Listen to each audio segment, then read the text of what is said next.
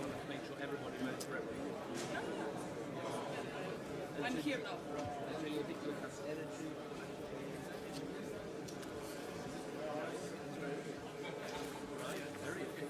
Good morning, ladies and gentlemen. Please be seated. Thank you.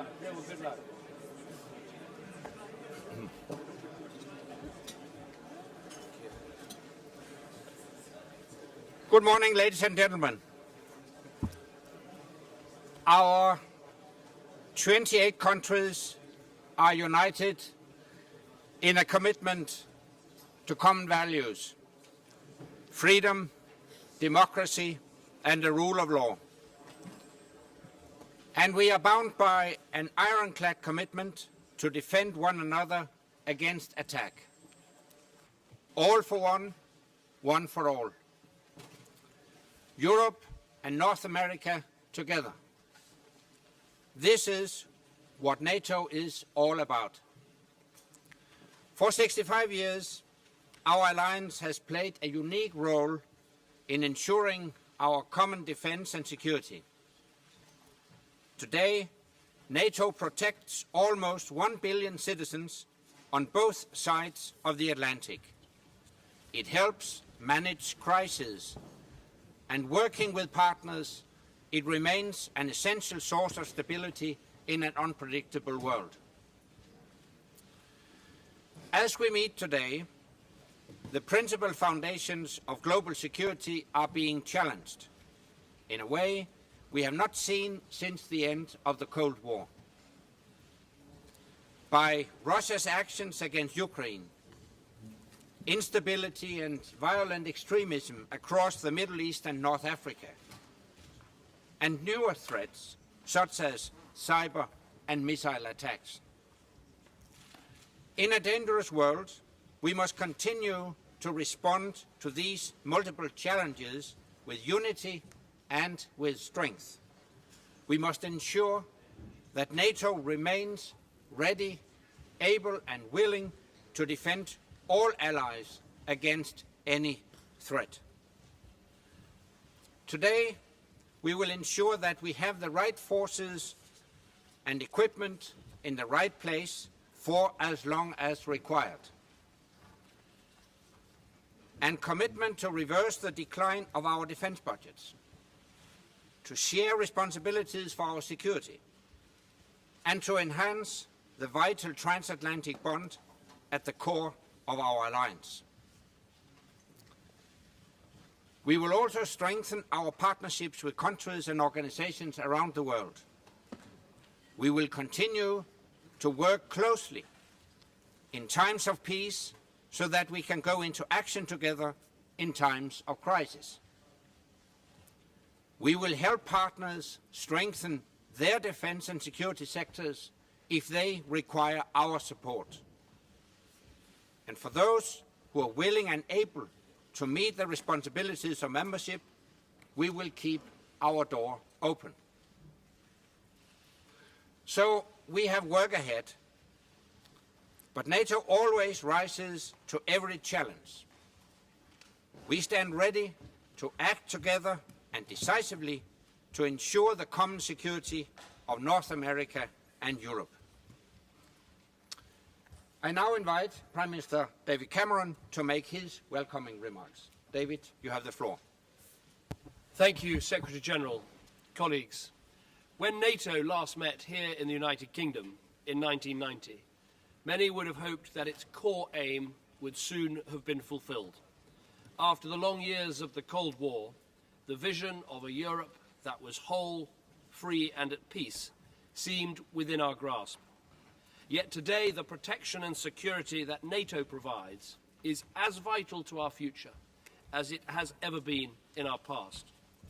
We face new and evolving dangers.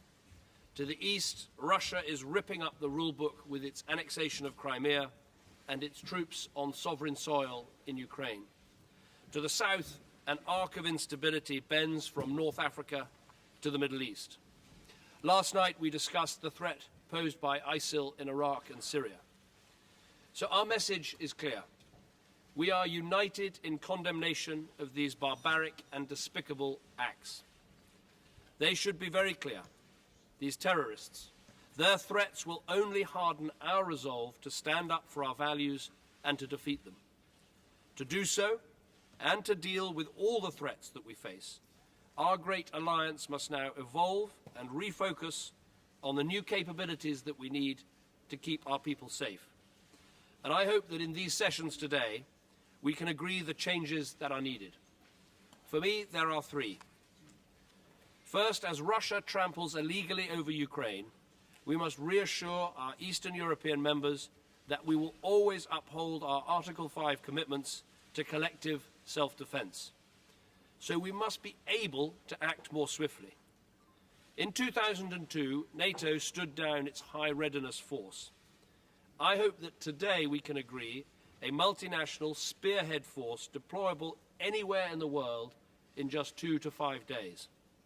This would be part of a reformed NATO response force with headquarters in Poland, forward units in the Eastern Allies, and pre-positioned equipment and infrastructure to allow more exercises and, if necessary, rapid reinforcement. If we can agree this, the United Kingdom will contribute 3,500 personnel to this multinational force. Second, as the Secretary-General has said, we must increase our capacity. I hope today we can reaffirm our public commitment to spend 2% of our GDP on defence and 20% of that money on equipment. This would send a strong message to those who threaten us that our collective resolve is as strong as ever. And this issue about equipment is as important as the overall amount of money. What matters most of all is what are we able to do? What are we able to deploy? What enables us to respond rapidly and together, collectively, to the threats that we face? Those are the questions we must answer with our increases in capability. Third, we must extend our partnerships and build a more effective security network that fosters stability right around the world. To do this, NATO must become not just an organisation that has capability, but an organisation that exports capability. I hope we can agree to use our expertise to provide training and mentoring of forces in Jordan, in Georgia, and also in Iraq when the new government has been established.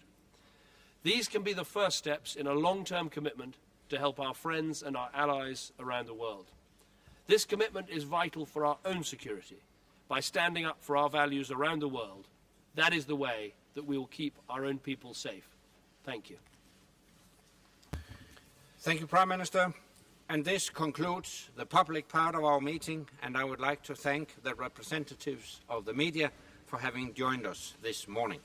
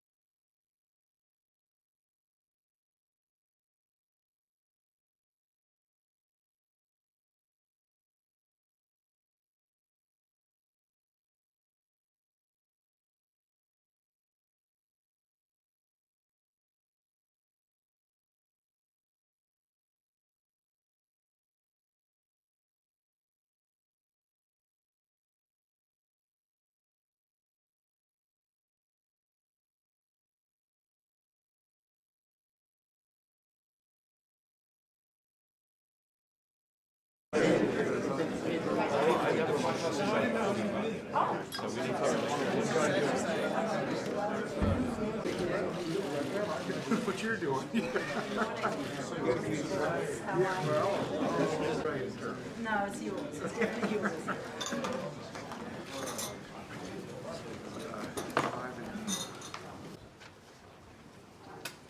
Well, good morning, everybody. Good morning, everybody. We are very appreciative for everyone taking time to get here early in order to start the day with another meeting, with an extra meeting, but we thought it was really critical, given age, and talk through on the margins of the NATO summit what we need to do over the course of the next days. We're operating under a little bit of a time constraint, I promised Philip, and we're very grateful, Philip, for your willingness to co-host this effort and provide the facilities, and thank you again for the stewardship with this. There's a fly-by